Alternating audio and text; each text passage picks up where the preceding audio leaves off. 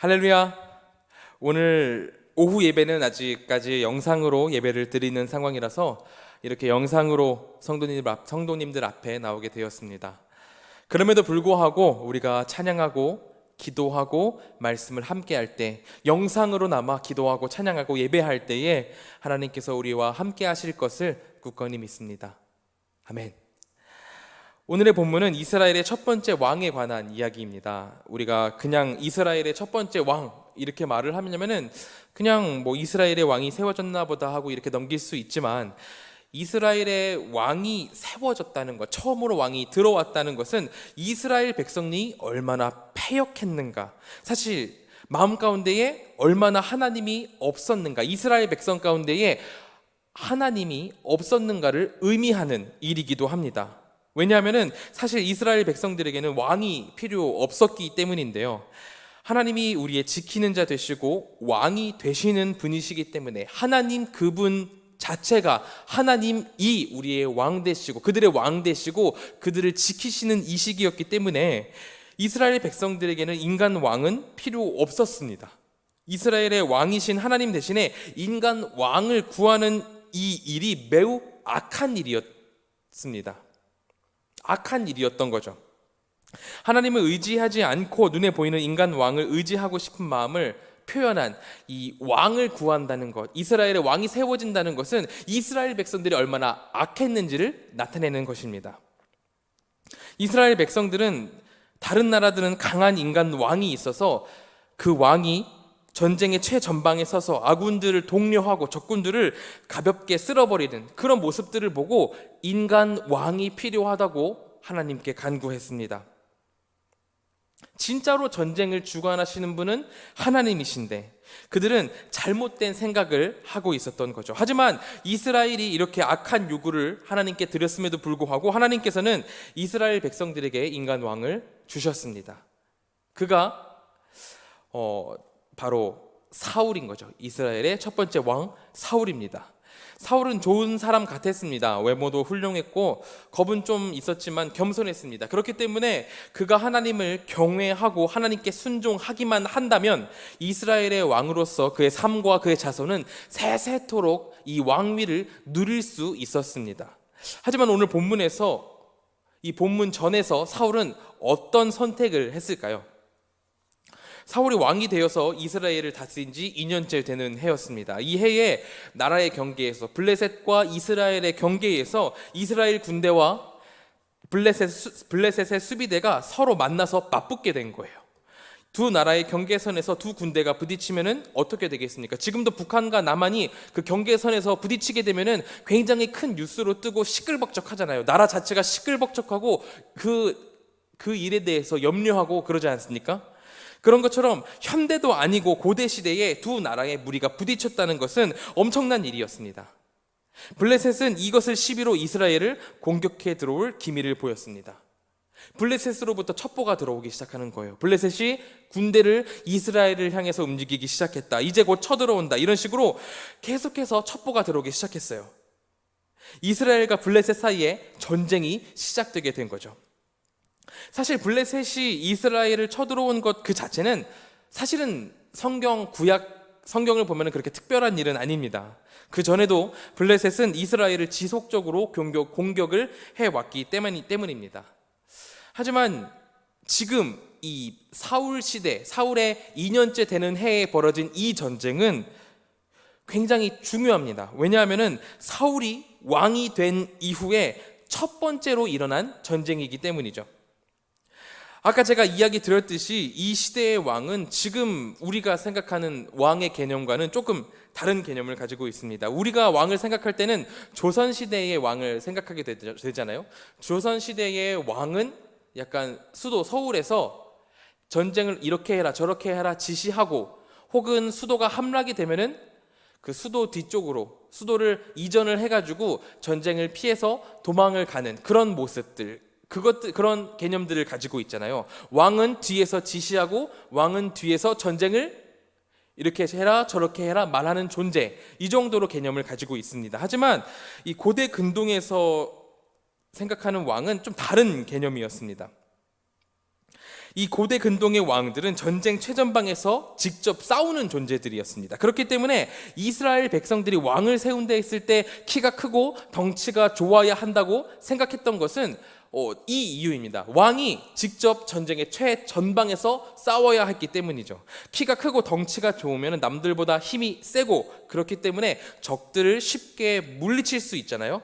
사울은 그런 외모에 최정점에 있는 사람이었습니다. 잘생겼고 키가 크고 맨 앞에서 름름하게 서서 전쟁을 치룰 것을 요구받는 사람이었죠.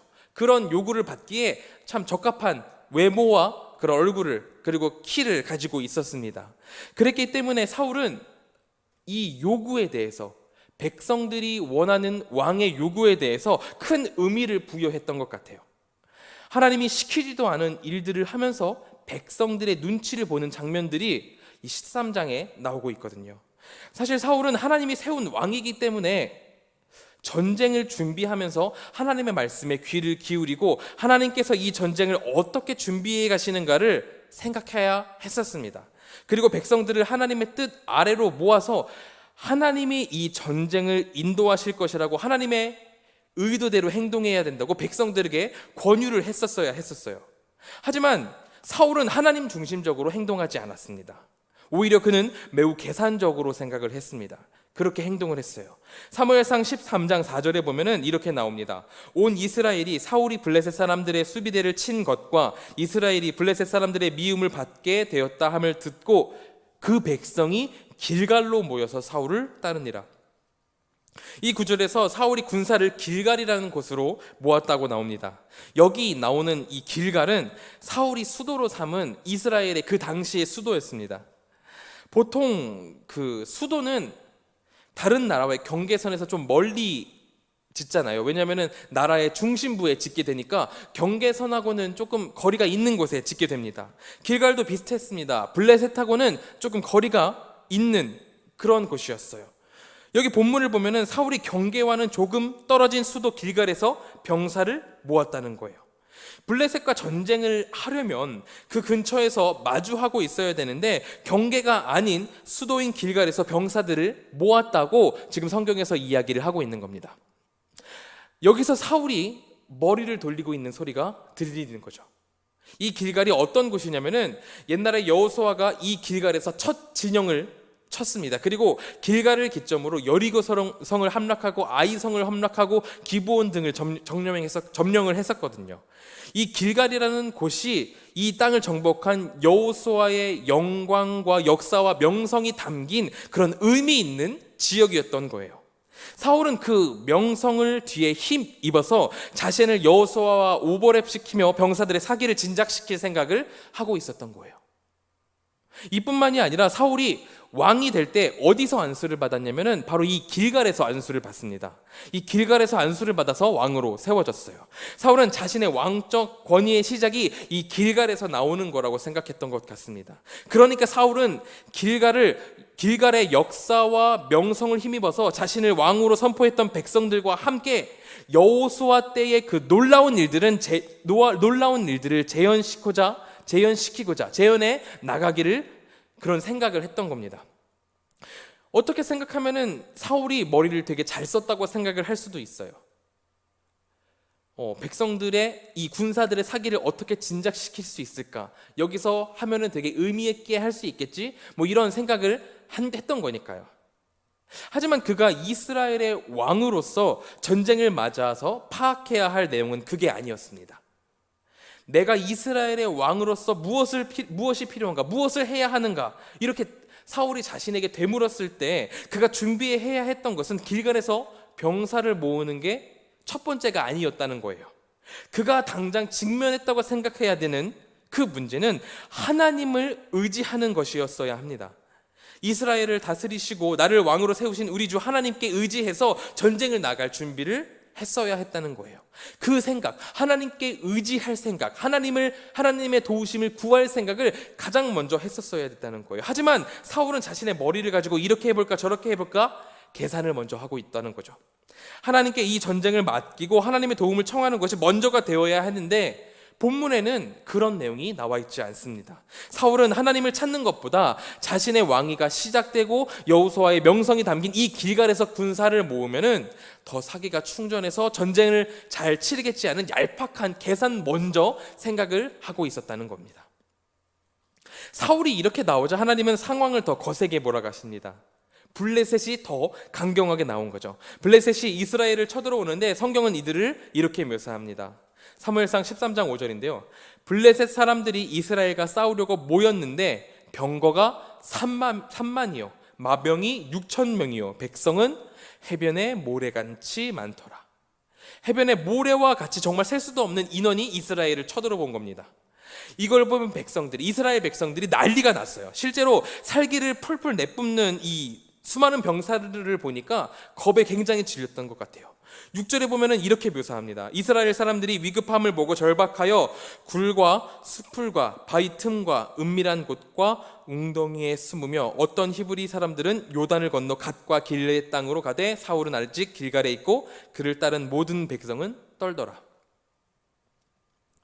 이스라엘 백성들은 숨을 수 있는 곳이면 다 숨었던 것 같습니다. 수풀이든 바위 틈이든 은밀한 곳이든 웅덩이든 어느 곳이든 가서 숨을 수 있는 곳이면 다 가서 숨었다고 나와 있습니다.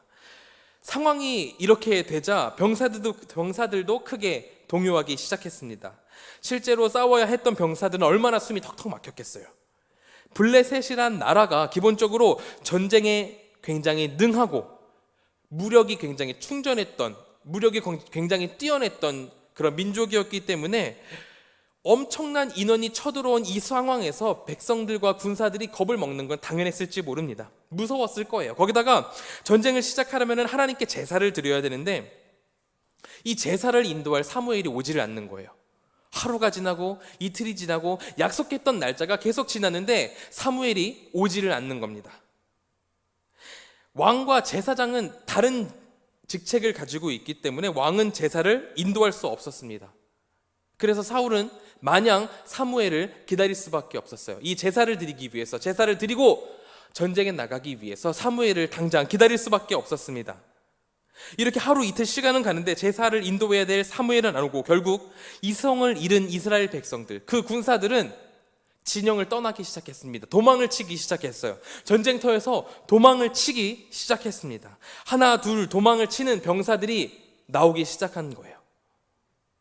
이 때에 사울은 모든 것을 내려놓고 자신을 왕으로 세우신 하나님을 찾았어야만 했습니다. 하지만 그 순간 사울은 또 계산을 하기 시작합니다. 제사를 어떻게든 드려서 전쟁을 시작해야겠다. 제사를 드리면은 종교적인 헌신, 이 고취심이 굉장히 고취되고 그러면은 병사들의 심리적인 혼란 자체를 막을 수 있겠다. 이런 식으로 급한 불은 끌 수 있겠다라고 이 제사를 가지고 인간적인 생각을 하기 시작하는 거예요. 하나님께 드리는 제사에 인간적인 계산을 끼워 넣기 시작한 겁니다. 예배를 자신의 수단으로 생각하고 이 제사를 자신의 수단으로 생각하고 계산적으로 다가가기 시작한 거예요. 사울은 하나님께서 전쟁의 승패를 좌우하시고 하나님께서 이 민족을 지키신다는 것을 믿었어야만 했습니다. 하지만 사울은 그러지 못했어요. 아무리 블레셋이 코앞까지 쳐들어온다고 하더라도 크신 하나님께서 이스라엘을 지키실 것이라는 그 믿음이 있어야 됐는데 하지만 사울에겐 그 믿음이 없었습니다. 그렇기에 사울은 제단을 쌓고 자신이 직접 이 제사를 인도하게 됩니다. 하나님께서 제사장만이 제사를 드릴 수 있다고 명령을 하셨음에도 불구하고 사울은 자신이 직접 제사를 드리게 된 거죠. 사울에게 중요했던 것은 하나님이 아니라 백성들이 왕이 필요했다고 생각했던 그 이유에 있었던 겁니다. 백성들이 전쟁을 위해서 왕이 필요하다고 하니까 그 요구에 따라서 그 요구를 따라 맞추기에 급급해서 길갈에서 군사를 모으고 군사들이 도망을 가니까 전쟁에서 질 것 같으니까 하나님의 명령을 어기고 제사를 자신이 인도하게 되는 거죠. 사울은 자신이 왕으로서 해야 할 일을 하나님께 순종해야 하는 것인지 아니면 백성들의 요구를 채워주는 거였는지 착각하고 있는 것입니다. 우리는 이 부분에서 우리의 모습을 돌아볼 수 있어야 합니다. 우리가 하는 사역의 방향이 어디에 있는지, 어디를 향해 있는지를 제대로 파악할 수 있어야 해요. 우리가 하나님의 일을 함에 있어서 가장 기초가 되는 것은 다른 것이 아니라 바로 하나님이십니다. 내가 과연 하나님을 얼마나 이해하고 있고 하나님은 이 사역을 통해서 어떤 열매를 맺고 싶어 하시는가에 대해서 계속해서 고민하고 하나님께 질문하고 기도해야만 합니다. 이 내용 자체가 우리 사역의 첫 번째에 있어야 한다는 거예요. 이게 없다면 거기서부터 이 사역, 우리가 하고 있는 사역은, 하나님이 없다면 이 사역은 사역이 아니고 일이 돼버리는 거예요. 제가 예전에 NGO 단체의 봉사 활동을 간 적이 있습니다. 열악한 환경에 있는 분들을 돕는 이 봉사 단체였는데요. 이 봉사 단체도 덩치가 커지면 그 밑으로 직원이 늘어나게 되고 일들이 늘어나게 되고 처리해야 될 문서 작업들이 많아지기 시작합니다. 그렇게 되면은 순수하게 봉사를 하고 싶어서 온 직원들도 그냥 사무실에 앉아서 서무적인 작업만 해야 될 때가 있어요. 그런 직책만 맡아서 그런 일들만 계속 해야 되는 그런 사람들이 있습니다. 직접적으로 불우이웃을 돕는 그런 일이 하고 싶어, 그런 일들을 하고 싶어서 이 회사에, 이 NGO 단체에 들어왔음에도 불구하고 문서 작성하고 결제하고 하는 서무적인 일만 그런 담당하게 되게 된다는 거예요. 그런 경우가 있더라고요. 그런 서무적인 일들만 하는 분들을 도와드리는 일을 제가 했었는데, 근데 그분들의 상당수가 이 직업에 만족을 하지 못하고 이직을 생각하더라고요. 왜냐하면 자신들은 정말로 불우한 분들을 위해서 그들을 직접 만나고 돕고 이런 일들을 하기 위해서 이 단체에 들어왔는데 자신들은 계속 서무적인 일들만, 종이만 그냥 계속 쳐다보고 있다는 거예요. 컴퓨터만 쳐다보고 있다는 거죠. 봉사 단체에서 일을 하는데 봉사 대상이 없는 일을 하니까, 봉사 대상을 만날 수 없는 일을 하니까 그 일에 보람을 느끼지 못하는 거예요. 마찬가지로 우리가 하나님의 일을 하는데 우리의 섬기는 대상인 하나님이 없다면은 그 사역이 뭐가 될까요? 일이 되는 거죠. 우리가 교회에서 힘들게 섬기고 봉사하면서도 이 사역을 기쁨으로 감당해내게 할 수 있는 것은 이 사역이 하나님을 위한 일이기 때문입니다. 이 사역을 통해서 우리가 하나님을 만나기 때문이에요. 이 사역을 통해서 하나님과 교제하기 때문입니다. 하나님이 제외된 사역은 계산이 되고 수단이 될 수밖에 없습니다. 계산으로 다가가게 되고 수단으로 다가가게 될 수밖에 없다는 거예요. 우리 한가람 교회의 모든 사역이 하나님과 함께하는 사역이길 소망합니다. 하나님과 동행하는 그런 사역이 되기를 소망합니다. 그런 사역이 되어야만 한다는 거예요. 하나님과 동행하고 하나님과 함께하는 그 사역을 할 때에 우리가 이 모든 사역을 기쁨으로 감당하게 될 것을 저는 확신합니다. 다시 본문으로 돌아와서 하나님은 결국 자신의 마음대로 이 제사를 드려버린 사울에게 이렇게 말씀을 하십니다. 사무엘상 13장 14절 말씀입니다. 여호와께서 왕에게 명령하신 바를 왕이 지키지 아니하였으므로 여호와께서 그의 마음에 맞는 사람을 구하여 여호와께서 그를 그의 백성의 지도자로 삼으셨느니라 하고, 하나님께서 말씀하십니다. 사울아, 너가 내가 세운 왕답게 행하지 못하였으므로 너를 내치고 새로운 왕을 세울 것이다. 새로운 사람을 세울 것이다. 이렇게 말씀하시는 겁니다. 사울이 하나님이 세운 사람답게 행동하지 못했기 때문에 하나님의 기준에 맞는 새 사람을 세우겠다고 하나님께서 말씀하시는 거죠. 그렇다면 질문은, 그러면 대체 어떤 사람이 하나님의 마음에 맞는 사람일까요? 어떤 기준을 가지고 있는 사람이 하나님의 마음에 맞는 사람일까요? 저는 오늘 우리가 함께 읽었던 구절을 통해서 그것을 살펴보자고 합니다. 사무엘상 16장 7절의 말씀입니다. 여호와께서 사무엘에게 이르시되 그의 용모와 키를 보지 말라. 내가 이미 그를 버렸노라. 내가 보는 것은 사람과 같지 아니하니 사람은 외모를 보거니와 나 여호와는 중심을 보느니라 하시더라. 하나님께서 사울을 버리시고 새로운 왕을 세우기로 작정하셨습니다. 하나님은 사무엘에게 베들레헴에 있는 이새라는 자의 아들 중에 하나님이 찾으시는 그 한 사람이 있다고 말씀을 하셨습니다. 그리고 사무엘을 베들레헴의 이새의 집으로 보내시죠. 사무엘이 이제 이새의 집에 가서 첫 번째 아들을 만났습니다. 엘리압이었죠. 그는 키도 크고 외모적으로도 뛰어났습니다. 그 시대의 백성들이 요구하는 왕의 역할과 왕의 개념과 적합한 사람이었어요. 사무엘도 그렇게 생각했던 것 같아요. 사무엘도 당장 이 사람이 바로 왕이 될 자구나, 이 자가 바로 하나님께서 찾으시는 사람이구나라고 생각했다고 성경에 나와 있습니다.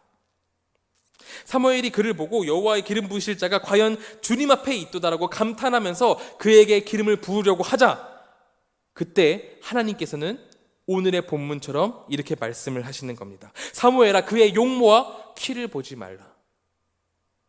인간은 사람의 외모를 보지만 나 여호와는, 나 하나님은 그 사람의 중심을 본단다라고 얘기를 하신 거예요. 여기서 외모와 중심을 원어적으로 디테일하게 조금 살펴보면은 이 외모와 중심, 그 모든 것에 뭐뭐를 따라서라는 전치사가 붙어있는 형태입니다. 따라서 이것을 직역을 해보면은 이런 식으로 직역을 할 수 있습니다. 사람은 눈을 따라서 보거니와 나 여호와는 마음을 따라서 보느니라. 즉 사람은 눈을 따라서, 눈에 보이는 상황에 따라서 계산적으로 생각하는 존재이고, 하나님은 마음을 따라, 상황이 아니라 하나님의 뜻을 따라 보시면서 하나님의 마음과 같은 사람을 찾으신다는 거예요. 우리가 여기서 중히 여기고 깊이 생각해 봐야 할 것은, 우리는, 나 자신은 대체 무엇을 따라 세상을 바라보고 있냐는 겁니다. 눈을 따라서 앞에 보이는 상황을 바라보면서 전전긍긍하는 세상 사람들과 같은 모습이십니까? 아니면은 하나님의 마음을 따라서 세상을 하나님의 자녀답게 살아가고 계십니까? 하나님을 믿는 우리 그리스도인들은 세상과는 다른 눈을 가져야만 합니다. 세상 사람들은 눈을 따라서, 상황을 따라서 보기지만 우리 그리스도인들은 하나님의 마음을 따라 생각하고, 하나님의 마음을 따라 보고, 하나님의 마음을 따라서 판단하고 생각해야만 됩니다. 하나님의 마음과 같은 사람이 되어야 한다는 거예요. 만일 우리가 안경을 쓴다고 생각을 해보죠. 빨간색 안경을 쓰면 세상이 빨갛게 보일 것입니다. 파란색 안경을 쓰면 세상이 파랗게 보이겠죠. 한번 창문을 본다고 생각을 해볼까요?